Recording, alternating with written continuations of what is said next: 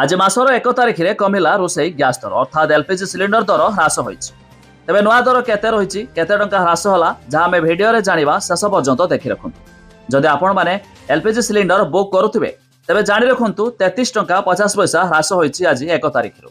आसंतु संपूर्ण अपडेट जानिबा ता पूर्वरु वीडियो को लाइक करंतु, सब्सक्राइब करना थिले एबे सब्सक्राइब करी पाखर थिबा घंटी चिन्ह को दबाइ दियंतु। तैल विपणन कंपनी माने 19 किलोग्राम रो वाणिज्यिक एलपीजी सिलिंडर मूल्य 33 टंका 50 पैसा ह्रास करिसेंति। तबे नुआ मूल्य आज अर्थात अगस्त 1 तारिख 2025 शुक्रवार ठारू देशव्यापी लागू हेबो। तबे मूल्य ह्रास देशर वाणिज्यिक ग्राहक मान पई एक बड़ आश्वस्ति आनिछि। विशेषकर होटेल, रेस्टोरेंट और अन्य व्यावसायिक प्रतिष्ठान पई बहुत सुविधा हेबो। तबे 19 किलोग्राम रे वाणिज्यिक एलपीजी सिलिंडर खुचरा मूल्य वर्तमान 1631 टंका रहिछि। तबे ओडिसा रे मध्य एई मूल्य ह्रास लागू हेबो। तबे घरे व्यवहार पई 14.2 किलोग्राम रो एलपीजी सिलिंडर मूल्य कौनसी परिवर्तन होई नाही। तेज ओडिशा रे एहार मूल्य प्राय 800 रु 850 टंका मध्य रही, जहाँ स्थान अनुजाई किसी भिन्न मध्य होई पारे।